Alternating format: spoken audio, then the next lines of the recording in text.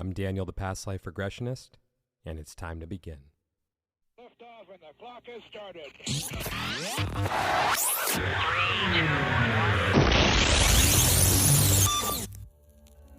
This is Timeless Spirituality.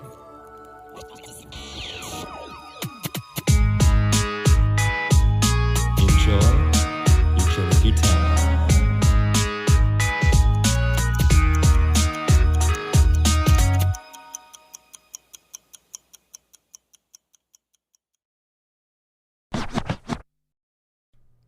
Hey everyone, welcome back to Timeless Spirituality.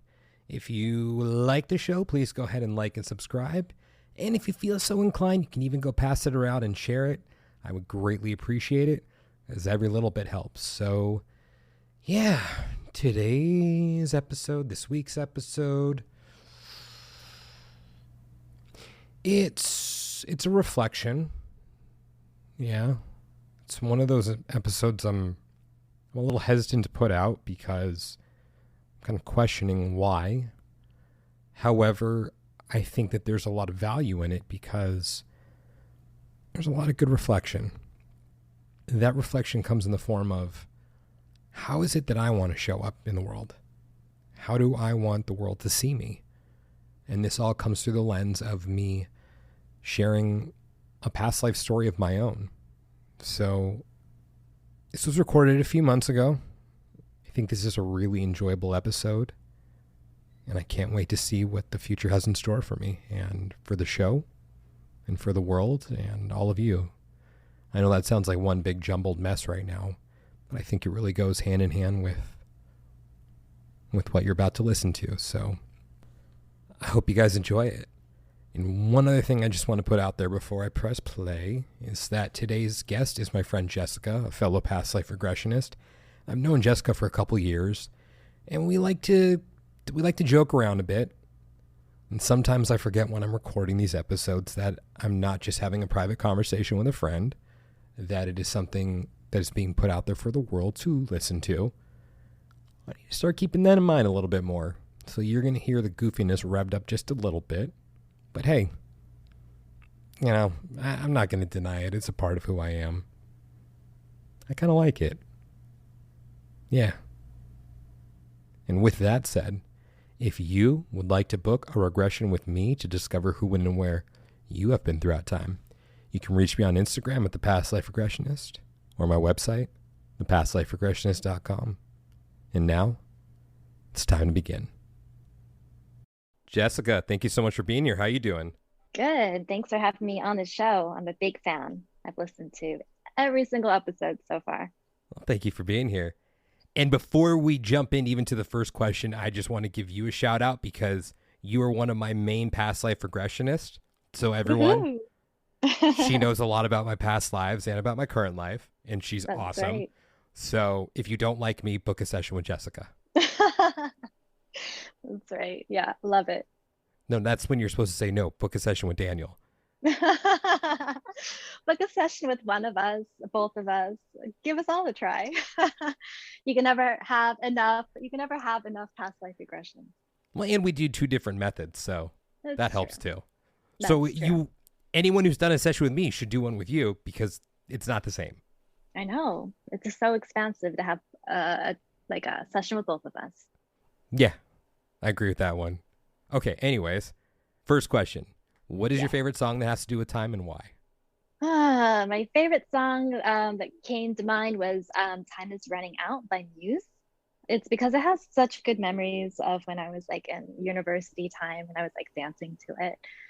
Overall, I know it's quite a cryptic song and it might even be sounding a little ominous, but in general, I think it's about just like being spontaneous in life and like not hesitating too much and just like living life and taking action because we can't wait for the next tomorrow because in fact, that's never really guaranteed, is it? All right, we're going to jump in the next question really quick because we have a lot to talk about.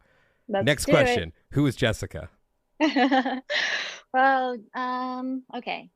So overall, I'm a multifaceted soul having yet another human experience amongst many. Professionally, I am a certified hypnotherapist specializing in past life regressions. I'm also an Akashic Record reader. Reiki master, and I've been working in the realms of spirituality and transformation for the last 15 years. If I'm going to talk more on a personal level, I would say that I'm someone who's like very curious, definitely an explorer. I've traveled a lot, lived in different countries. I'm always seeking to know various different cultures. And I think I'm just like seeking to find the essence of humanity and all its diversity in many different realms, in the physical realm, but also like the spiritual realm. I'm always just trying to unravel all these different mysteries. Cool. Thanks for sharing. Of course. I think that sums you up pretty nicely. Yeah. All right. And I'm Aquarius. I was like, I particularly thought of Aquarius because, as I've mentioned many times on here, I'm an Aquarius rising. So you don't fit into a box. So what does that mean to you being an Aquarius? We don't like boxes. It just means like we do try to push the boundaries a little bit more. Like we're just a little bit more unconventional. And when I look back at my life, I have been pretty unconventional. Uh-huh. So we're a little bit rebellious. We're doing little strange things like past life regressions and stuff. Yeah, well. Like who wakes up in the morning and says, I'm going to be a past life regressionist? I didn't. I'm trying to remember when I did. But yeah, here I am. All right. People have heard me talk about at least one of the sessions that I've done with you because, well, let me pinpoint that for everyone. The session that you've heard me talk about where I found myself in that in-between space where I was in the blue room with the computer consoles picking out my next life, that was with Jessica. And that was the very first session that I had with Jessica. And as we're recording this in April of 2022, I believe that was in January of 2019. So it's been a little over 3 years since we had that session. Mm-hmm. And we've probably done, well, you've probably done at least a dozen for me since then. Mm-hmm. I think so. So it's a different method than the one that I practice. And I practice QHHT and BQH. Mm-hmm. So let's talk a little bit about your method. Well, I do regular past life regressions as well, but I take it a bit further because I do like life between life sessions as well. My sessions are still starting off similar to yours. Like I really start to just spend time getting to know the client, just trying to see more about their lives, what they're dealing with, just like explore their perceptions of spirituality and the concept of like life after death. And then I go into like progressive relaxation and guide them into hypnosis. I know some people are a little bit like hesitant about what that's like, but to me, it's just still like a very peaceful guided meditation. But then when I get them into the state of hypnosis, we go back to a past life that has a connection with something important that they're dealing with today. They might come up with certain scenes from one life. It might be a few lives. You never know. You can't ever predict. So I lead them through different parts of their lives. But the part that I do that you're referring to is actually the part where they leave their body and then they travel in between the life they've just lived to the next life. And this can be, it's different for everyone. I don't want to paint any particular picture, but what I'd like and hope for all of my clients is that they can really connect with their spirit guides, our higher self, to have the evaluation of the life they've just reviewed. They might meet their spirit guides or higher self or their ancestors, but every past life they see usually has some type of guidance that they can gain from what they just saw. And then I have some time where they can do some like forgiveness therapy or just have some time where they can ask their spirit guides maybe their most burning questions about their life or what's beyond. And then I help them travel a little bit more into the spiritual realm. It's, like I said, different for everyone, but it can be like this great feeling of revitalization, or they can have a connection with other souls before reincarnation. Some, like you, might deliberate or explore other possibilities of their next life, depending on which lessons are important for them to learn. It's a possibility that you might really experience what it's like to merge with Source itself and have this like immense feeling of limitless love and connection, which is like a really beautiful experience. How cool are my sessions? Your sessions are pretty awesome. I've always enjoyed them. Well, You know who I'm becoming there as I'm saying that. Yeah, every time we have a session, you're like revealing like another chapter of your soul's journey. So before we dive into that, I want to take a second to differentiate between my practice and yours. Yeah. So, as you were saying, we both do the past life regression portion. And then when we take you to the next step, what I do is I'm either having you meet face to face with your higher self or spirit guide or subconscious, or calling them in to speak through you to answer any questions that you may have. Whereas Jessica's process, it goes, I don't want to say necessarily, it's different. It's a different place. So I have people who come to me and say, hey, I want to know more about the life between life state. Well, sometimes I have people who go there spontaneously, but that's not the process that I do. I mean, if it's brought up, yes, like I was saying, people do go there, but most of the time it's spoken, where the higher self will say, this is what it may have been like for you. Whereas for your process, what I loved about it, because the first time I did it was with you. I'm like, this is cool. This is different. This is really cool.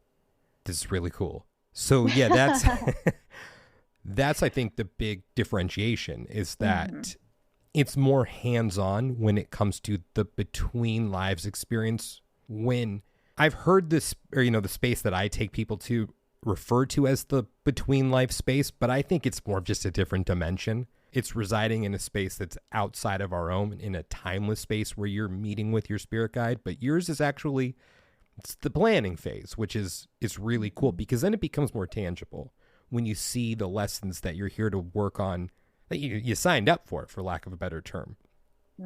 So, any input there? Like I said, it's always a little bit different for everyone. I'm even thinking about some of my own personal experiences in a session like this. This is really strange, but what's coming to mind is I actually remember like being like part of this little sperm and like going towards the egg, and I'm like, oh, I have to like beat out the other sperm. I remember like racing towards the egg, like so it really is like covering like all the aspects of like from the time of your previous life when you pass over to your next life. And it just depends like how much time you're spending in that space, but it is really a nice gradual experience and in more in-depth look at what can happen in between. I like, again, everyone's experience is different, but it's also like you can have these times of just like great rest and relaxation. Sometimes you are having a little bit of what I guess would be called like a judgment with your karma. Are we going to use that word? I don't know. Like review? I think review works. Let's use review. We could call it a judgment if that's the word you want to use. I'm not saying it's a judgment, but... So actually, there isn't real judgment in this realm. It is actually so loving and so acceptive. But I do know in moments, like even from my own experience, I am kind of like reviewing myself and thinking like what I could do better, what I could have done differently. And then what do I need to do in the next life? Like, how is it going to carry over? What lessons need to be continued, if that makes sense? Well, thank you for sharing that. Of course. Okay. Next part.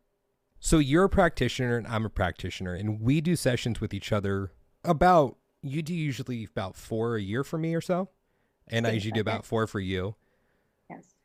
What's it like not facilitating the sessions for me, but having me as a practitioner? Because you've worked with many other practitioners as well. Right. Well, there's definitely a great level of comfort I have with you.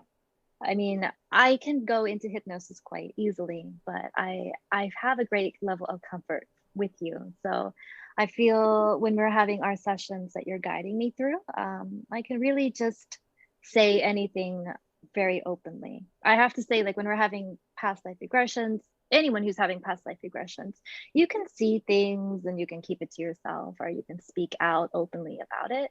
But the good thing about speaking out about it is that like you're there to like guide me to the next. You like look in deeper. You can really help me like dig in and get all the answers I really need to know. So, I mean, I want to just give you kudos for making me feel really relaxed and asking the right questions. Thank you. I seem to see those sessions as something entirely different because I don't have much to do during your sessions. Because you're so good at guiding yourself that I'm just sitting there like, okay, it's time to move forward now. I mean, yeah, every so often I'll chime in. Yeah. But usually when I'm doing sessions with most people, I have to ask them to describe everything to me. Whereas for you, you just pretty much volunteer everything. So I'm like, okay, this is cool. This is cool. Although I think I become more hands-on when your team or higher self comes in, because when your higher self comes in, it's more of a, I don't want to say collective per se, but it's like a team of higher selves. So yeah, those are always interesting interactions that I have with them. I have 2 predominant spirit guides. Yep. Become quite fond of them over the years. Yes, that's true. They're really like close with you by now. I don't like them sometimes. I know. I like them, but there are other times I really don't like them. That's right. Yeah, and I know that they're listening right now. You guys hear that? They do. Yeah. I know we're going to have words next time we talk. You kind of like take the piss out of each other. Can I say that? Yeah, it's shit. Yeah, okay.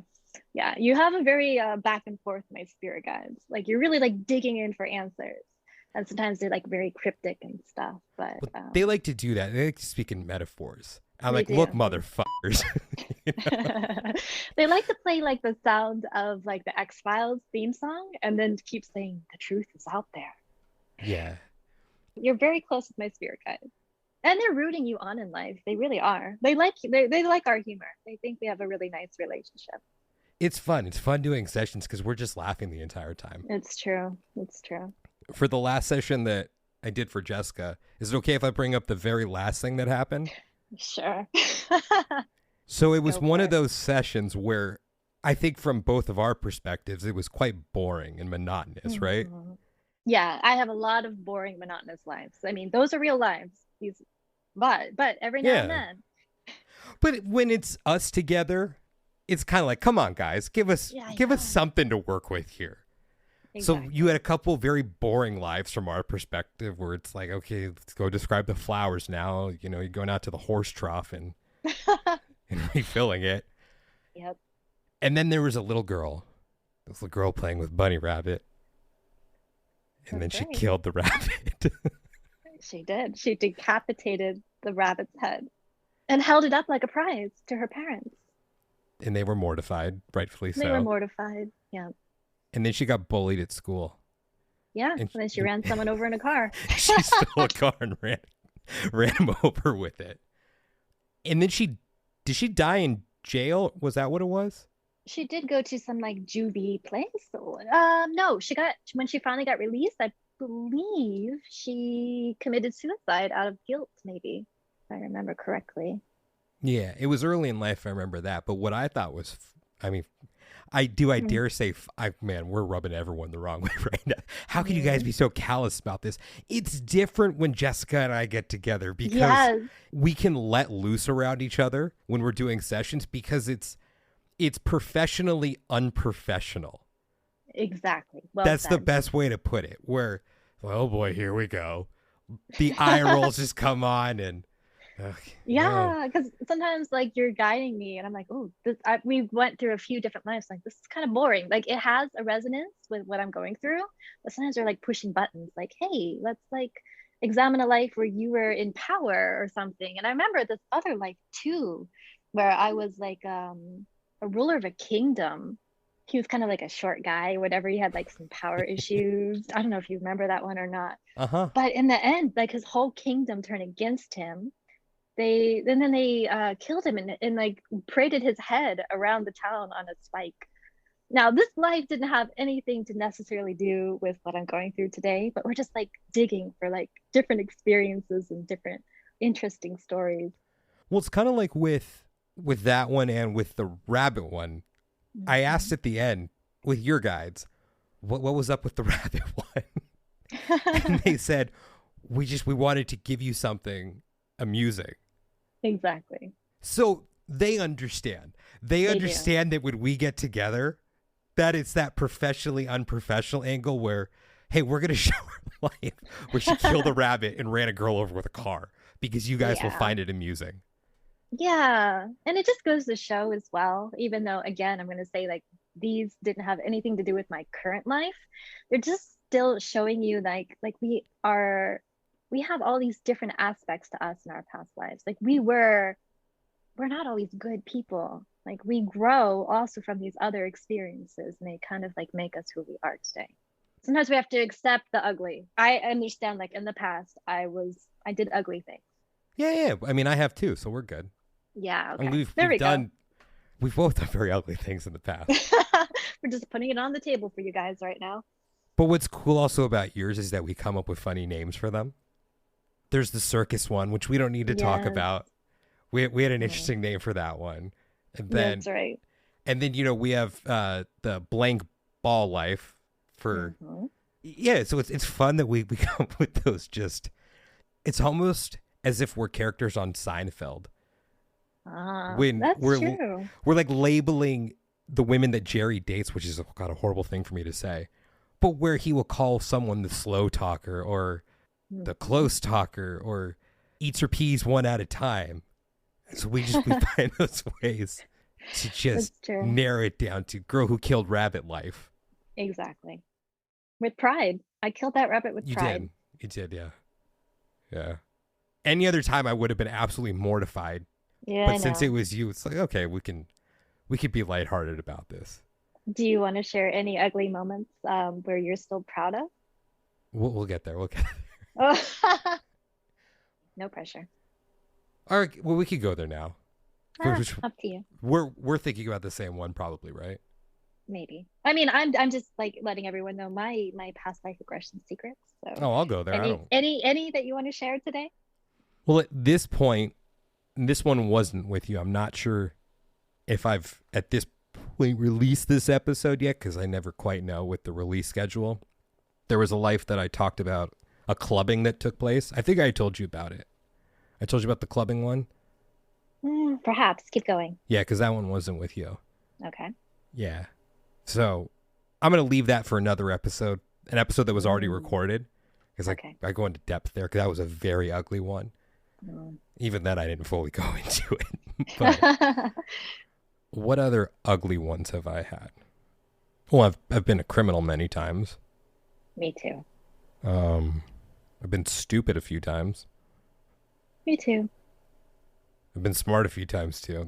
Those aren't ugly. I just wanted to put that in there for contrast. It's all about balance. I've been power hungry. Yep. I didn't have any hesitation on that one. Yep. I've been a fool. You saw that one. Probably. I'm trying to think which one that is, but that was the one where I got killed at the wedding. Oh, yeah, I do remember. Mm-hmm. Yes, I definitely remember. Yeah, I was a fool. I was a real fool. Yeah. And then just the power hungry one. So, well, I wasn't power hungry per se in that life. The one that we're about to go into. Because I already had the power. And I wasn't challenged. So I wasn't power hungry. It was a matter of, as I put this in the first episode of the season, I like flaunting that power. And Jessica has probably seen me visit that life about 10 times, I'd say. Yeah, I would say so. New chapter every time. And I know that I find myself saying this. I think you do too. When we're visiting moments of this guy's life, I know I'm just saying, that motherfucker. You are often. That motherfucker. You are. Like sometimes you're just there, you're very contemplative about things, and other times you're just like, oh, that motherfucker. And you're just like laughing to yourself, and you're like, you've got like this smirk on your face. And...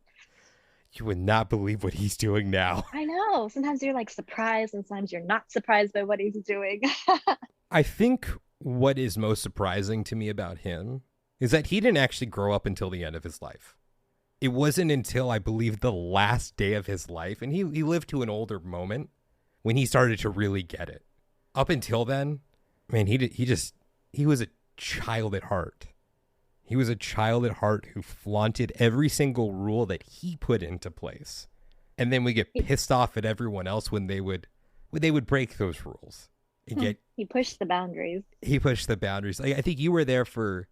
I'll tell you another quick story right now. I had done a session with another practitioner a couple months ago, and this life came up, and I was so pissed. I was so pissed that I think I told you about this, didn't I?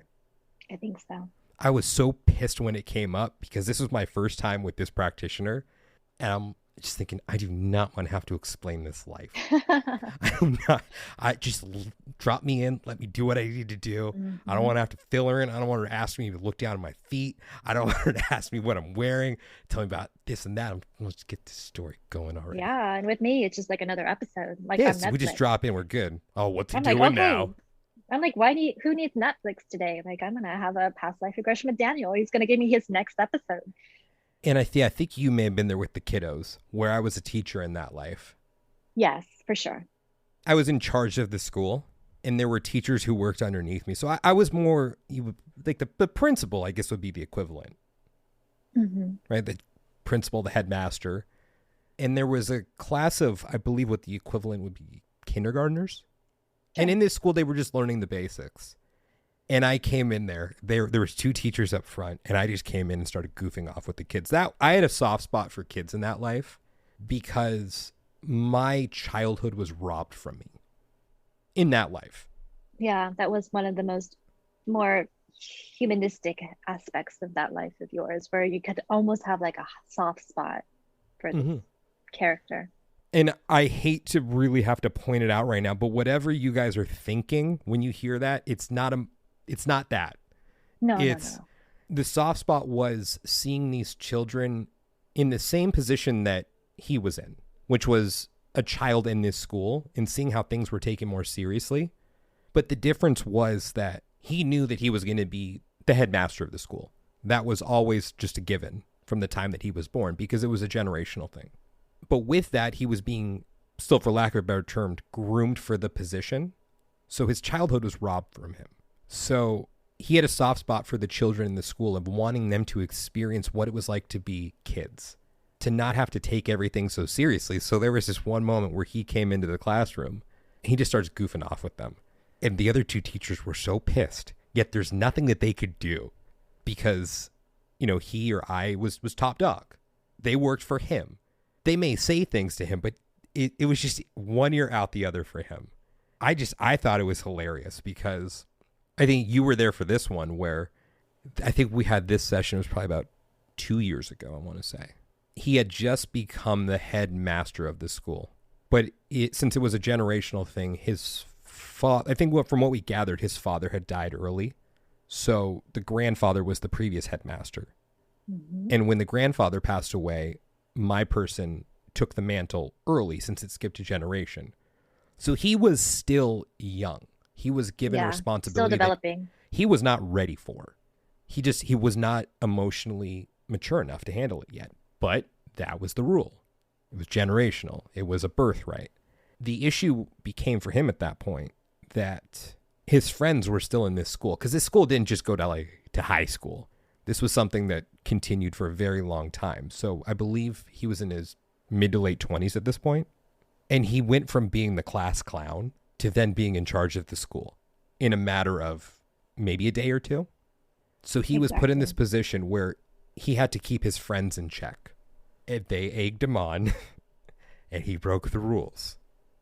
He always broke the rules. Always broke the rules. Always. And he didn't give a shit. Nope. That motherfucker did not care. It's true. Now, with this life, too, power became an interesting dynamic there. Because as I brought up in the first episode of the season, this guy loved displaying the power. So let's talk about the display of power that you've seen coming from Mr. Arrogant Asshole. Oh, let me think of what recollections I have of this. We'll say power metaphorically. Yes, right. I mean, the first thing that comes to mind is I remember he was like on a platform or like what do we call it? Like a that works stage or a platform or something like that. And like he didn't want anyone else to talk or anything. He was looking into the crowd. He's like, everyone should just be listening to me. It's about me. He didn't want any other like influence happening around him. That's like the first thing that comes to mind. So for the one that Jessica's referring to right now, that was the moment that he was bestowed as headmaster, and he referred to them as the decision makers because there were two equal branches, I guess you could say, of authority in this place, in this town. You had the decision makers on one side, and then you had the school side on the other. And the decision makers, they were all equals. He didn't like that. Yeah. He didn't like the idea of there being equals. But there was one man that he did respect that was part of the decision makers. He actually respected him. He thought the others were idiots. But he did have respect for this one man. And this one man was standing up and introducing him. But what's cool about a regression is you can get inside someone's mind. And what he was thinking at that point is, shut the fuck up. Let me speak. Shut the fuck up and let me speak already. Introduce me and, go back with your men. Go back, right. Go back. Let me speak. He was so anxious. Like, he just wants to speak. Anxious. He just wants to be heard. He just wants to be seen all the time. You hit that keyword there, seen. Yep, shut up. Let me be seen now. Let me do my thing. Just shut up. Put me in the spotlight. Let me stay there. I listened to the recording a few months ago. And what was so funny about that moment, the commentary that I had was that man was saying, this and that for the good of the town. Blah, blah, blah, blah, blah, blah, blah. Yes, you just tuned it out. That's all blah, like, blah, blah, blah, blah, blah. All right, I'm waiting. And then when he stepped up, it's like, all right, people, time for the applause. Praise me, praise me, praise me. But it was that presence that he had. Everyone just loved it. They absolutely loved it. And it's scary for me because when I go back to those moments, because that's not the only time that he encountered that was, maybe not a daily occurrence for him in that town setting, but having people look at him that way. What scares me about it is that it felt so exhilarating, even looking back on that from over 1,000 years later. I felt that exhilaration, and it's something that I really, really, really, really want to feel again. Oh, that's honest. That's an honest answer. So it becomes a matter now of how do I feel that exhilaration while not thinking blah, blah, blah, blah, blah. Because what I really want to do in my life now is Daniel.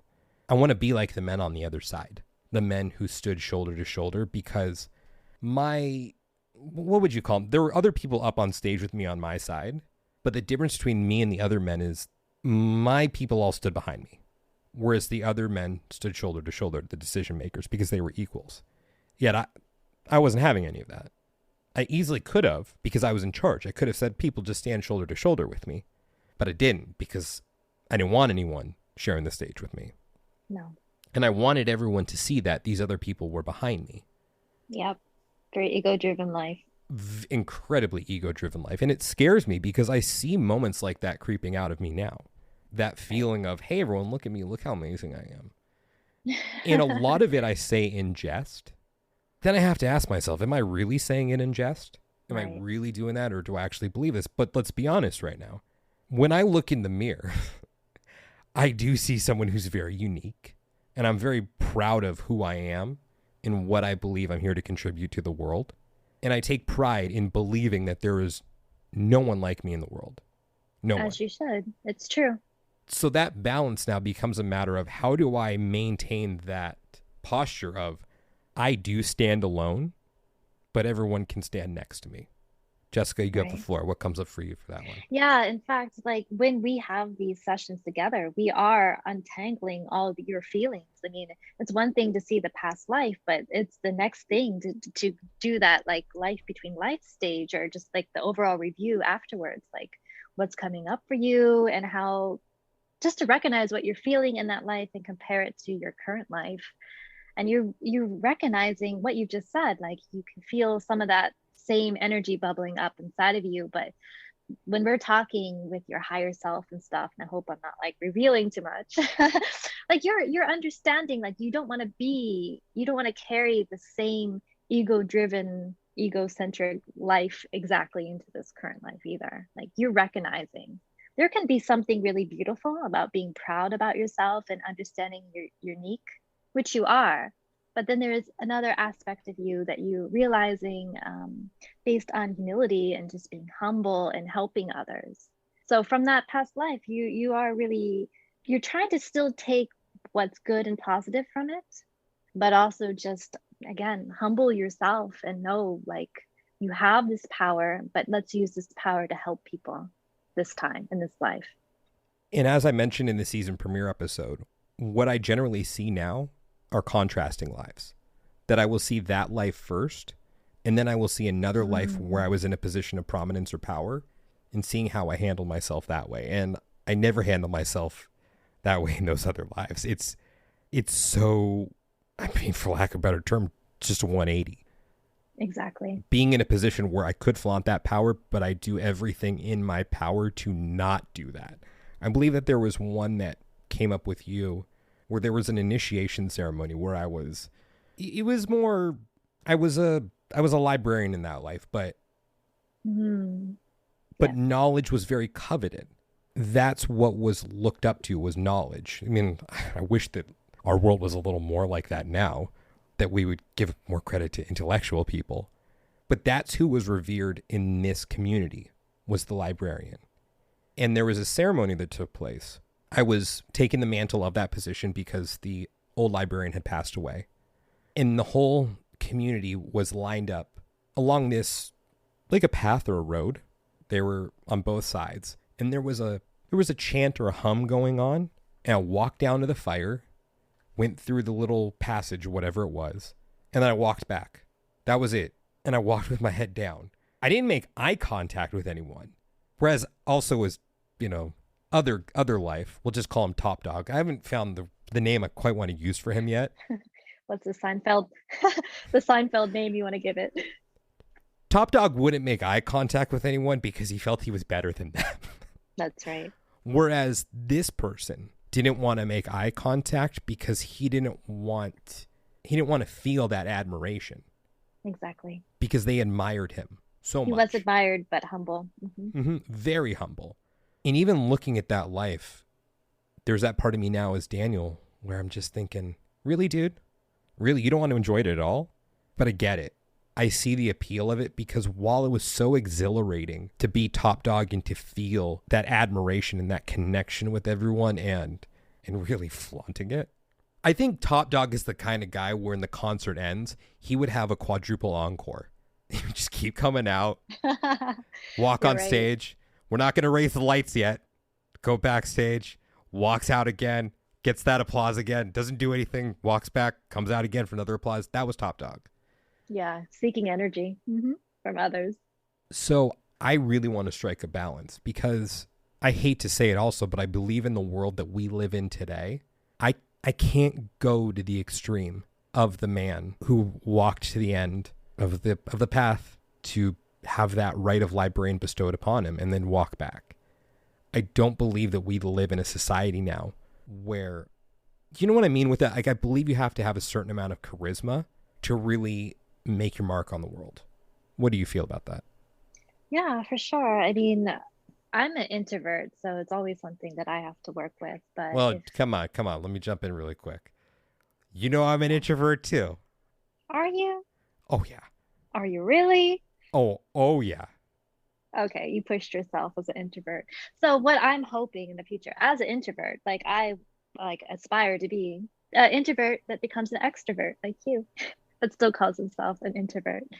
But I mean, in general, yes, charisma does get you further in life. It just also helps with connection with people. Plus. I mean, let's talk a little bit about the word introvert. From my understanding of introvert, or the meaning of it, is that introvert is someone who recharges in solitude. Yes, whereas an 100%. extrovert is someone who needs to be around people in order to recharge. They don't get their juice from being alone. Right. That's where I think the misconception or misperception for me comes into play. When people see me, they think I'm an extrovert. I can show up, yet when I show up, I have to say to myself, all right, D, it's time to show up. D, you got to do this now. You're going to turn it on. Now, this is really me. But being around people is very draining for me. I mentioned this on the show before that when I perform, I look like the ultimate extrovert when I'm up on stage. But then I rush off the stage after the show is done because having all of that energy directed at me is just draining. So I'm like, I need a couple minutes here. I need a couple minutes here. I need a couple minutes. Or I need to go in my room for a week. Right. So this is going to keep you from becoming, comparing with your past lives. The introvert is the saving grace now. Yeah, the introvert is your saving grace. I could see that. Okay, so I don't have anything to worry about that. Right? Yeah, I think you got it. You can just go into your cave. Let's shift gears a little bit and talk a little bit more about Top Dog's life. Now, let's talk about how he got his wife. Yes, I don't remember all the details crystal clearly, but I do remember there was like this scene where he was like walking with her by a ravine, and he was again a rule breaker. He was doing all the things he wasn't supposed to try and impress the lady, as guys do, using like these bow and arrows, and his teachers are like looking at him from afar and just like shaking their head like, there he goes again, being rebellious, doing all the things that he's not supposed to do. But then again, it's to impress a woman. Guys will do that throughout history. I guess some things are universal. Yeah. You got to do what you got to do. You got to pull out all the stops and all the bows and arrows. And again, I think the problem with his actions was that he knew that the position was his, that they could reprimand him as much as they wanted to, but it just would not faze him because there really were no consequences at the end of the day. I think he was an Aquarius. Probably. Yeah. Well, I don't. And a Leo. I always think of him as the ultimate Leo. Okay. But then again, haven't seen his chart, so maybe That's I'm right. making some gross overgeneralizations there. Next time, let's look into it, okay? Get a snapshot of the chart. Yes, exactly. But yeah, in that life, that's the way that my wife fell in love with me. Mm-hmm. I was the best bow and arrow shooter in this school. You know, some lives it's about money, fame, whatever, and sometimes it's about bow and arrows. But I think it was done in a way. If you guys have ever seen Anchorman, there's this scene where Ron Burgundy, he's taking out Veronica Corningstone for the first time, I want to say, or it wasn't even an official date. And they were at some kind of jazz club or something like that. And the leader of the band, I guess it's been years since I've seen the movie. The leader of the band says, "Come on, Ron Burgundy, come up to the stage. Come perform a song with us." And he's saying, "Oh, I didn't come prepared." And as he's saying this, he pulls a flute out of his sleeve. So that was kind of like Top Dog. Yep, he lined it up. He came prepared to show And off. nailed it. Oh, he nailed it. I believe you even asked me at one point, how is it that she fell in love with you? Well, that was it. Because he nailed it. And then he nailed her. there are kids listening to this, Jessica. No, they're not. Please don't. Please don't let your kids listen to this. Or I'll read you some notes that I've gotten after we stopped recording. Uh-oh. Just bleep that part out then. They're okay with certain words. Okay. Yeah. But there are some really cool parents who listen to this show and who let their kids listen. And I admire those parents. Open them up to the possibilities of past lives. The earlier, the better. I concur with that. So I think that that's probably a good place to end Top Dog's story today because there's a lot more to share. But I think to really reflect back on what we've talked about today, and from my point of view, it's still a matter of handling power responsibly. That's how it needs to be. It's about how do you handle power responsibly? How do you use that power for the greater good and not just for self-aggrandizement? That does seem to be the main lesson there for sure. Ongoing lesson, but yes.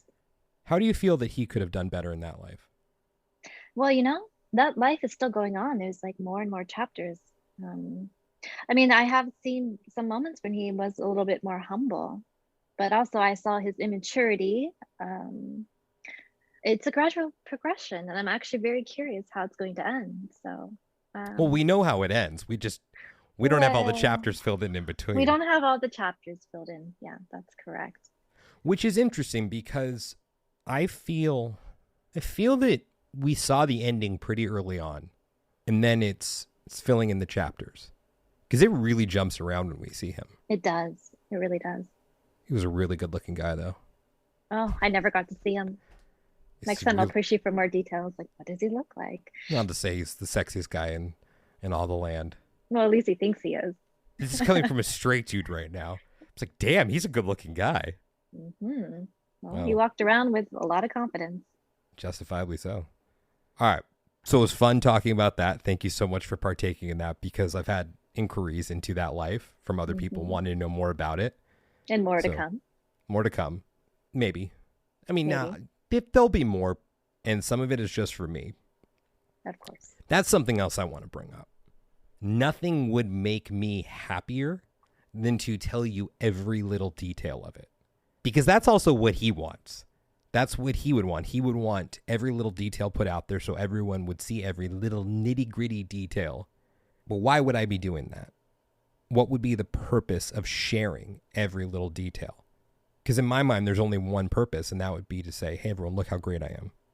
But even if that were the case, I got news for you, D, and this is me talking to myself right now. That wasn't you. That may have been a past life version of you, but it wasn't you. Now let's also go to the other side of it. I believe in past lives and past life regression. I believe that when people are revisiting these places, that they are revisiting their past lives. However, I can never rule out the possibility that stories come forward in order to present a more tangible, grasping situation. Maybe none of those lives were mine, but for whatever reason, whatever I'm here to work on this time around, it was the clearest display of tangible storytelling that I could grasp onto. Sorry if we're being vague. I really don't want to be, but it's about the story. Now, here's the other thing. This man, he could have been someone, or he could have been no one. And when I say that, I mean in history. Now, I'm being very calculated right now because it's my way of saying, I don't give a shit if you were King Arthur. I don't give a shit if you were Cleopatra. I don't give a shit if you're some Arcturian supreme commander of Palladian Council Legacy, Syrian Starseed, Ass Kickers United. I don't give a shit if you were that person. I don't care. And neither should you. Because if you were, whoop did he fucking do? Whoop did he fucking do? You're you now. Exactly. That was then. This is now. That's all that matters. That's all that matters. So that's my long-winded way of saying it's about the message here, which is it's about learning from the history too. I mean, we're learning. It's a lesson. But you're right. We are who we are today. We can't hold on to those past accolades or anything. It's my way of go ahead. I'm not sure your bow and arrow from the past life is going to impress like a woman these days, but you can always try. Go ahead, give it a try. Let me know how it works out. Maybe I should. Yeah, you should. With all of that said, that's my way of saying, if you're convinced that you were Cleopatra or that you were any of these mythological figures, go have a session with Jessica, because maybe she'll appease you. Maybe she'll boost your ego and tell you that you were that person. Will I? I don't think she would. I don't think she would do that. Me? Do I do that? I don't know. I've yet to be any of those people. But I'll still hold space for you, 100%. Then I'll dig in. I'll like try to get to the bottom of things. You'll get something out of it for sure. And in all transparency, I mean, I bring these things up too because I'm really tired of seeing these stories and archetypes perpetuated through people who make them their identity. Exactly. Something that really bothers me out in, let's just say, the social media landscape of the new age world is people who do it the wrong way, or at least what I deem to be the wrong way, which is to use those sexy flash words and making these things an identity and gaining followings off of them. There's that part of me that absolutely detests it, but in all transparency, there's that part of me that actually wants that, if I'm being honest. I can't say that I'm not affected by it. Do I do what I do to gain a following? Not really, because I just want to be myself. If I was really doing that, I'd be doing a lot of things differently, but I'm doing my best to not be him. In the act of doing that, it pisses me off when I see people associating themselves with things in order to gain traction and gain followings. And while I believe a lot of these people are actually fucking delusional, I believe that. I'm sorry. That's honest. Yeah. I concur to some extent, for sure. A lot of them, they may be these people, but I want you to ask yourselves, why do they need to say it? Right. Why do they need to put that out there? Why? I had a therapist once say to me, if you know, you don't need to say. Sounds like something my mother said to me as well. Yeah. That's my 2 cents. Is it doesn't matter. It doesn't matter. I think the biggest movers of history are the ones whose names we don't know. Right. That's my way of saying also don't look between the lines for the story. Mm. There's nothing to extrapolate here. I mentioned it before. I'm being very calculated with what I'm saying. You are. I'm Yes. building up someone whose name we don't know in order to say that's not what really matters. The names are insignificant. It's the story that matters. I can't hammer that home enough. The story, the lessons from the story. And I hear his voice in my head saying right now, why don't they know my name? Why is he lost among the sands of time? Yes. You're Makes you suppressing wonder, them. though, for the rest of history, how many of these people don't we know about? Oh my gosh. That's right. But if you were King Arthur, that'd be really cool. So come and have a session with me. As long as you don't think it. If you just happen to be, but you're unaware of it, I'd like to do a session with you. Yeah. Well, thank you for listening to me today, Jessica. I appreciate it. I'm always listening to you. Yeah, it's like an extension of our sessions together. But your stories are, like I said, better than Netflix to me. Aw. Well, you're going to get more of them. Yep, I know. I'm ready. Let's talk about your program a little bit. So as I said in the beginning, I am a hypnotherapist and I do specialize in past life regression and life beyond life sessions, but I'm also developing a 12-week program now that is called Path to Purpose, and it's to help people discover their path to purpose through spiritual exploration by discovering who they were, who they are, and who they can become, and build the confidence to follow their hearts. And I'm going to have, in this program, it's going to be a mixture of like past life regressions so they can see who they were. Regular hypnotherapy sessions just to help them, you know, to, I don't know, maybe they want to work on their anxiety or confidence or any particular issue they're going through. And who they can become will be reflected by future life progressions, which will give you some experience exploring different future paths so you can make the best possible decisions. And then because I'm a Akashic Record reader, I'm going to also incorporate that into the package along with a couple Reiki sessions as well. So a bit of diversity. I hope it will be fun. I hope people will join, and I'm really looking forward to announcing it, I would say by the summer. Guys, I can't recommend Jessica enough.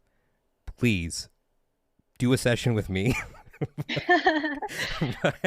And then do a session with me after. And then do a session with Jessica after, and then come back and tell me how much better your session was for me. No, I'm totally kidding. We do two completely different things, but I can't recommend her enough. She's amazing. I promise you guys, I would not do sessions with her for myself if I did not trust her and if she wasn't incredible. So you heard her. She's awesome. You've heard, like, she's... Now I hear his voice right now.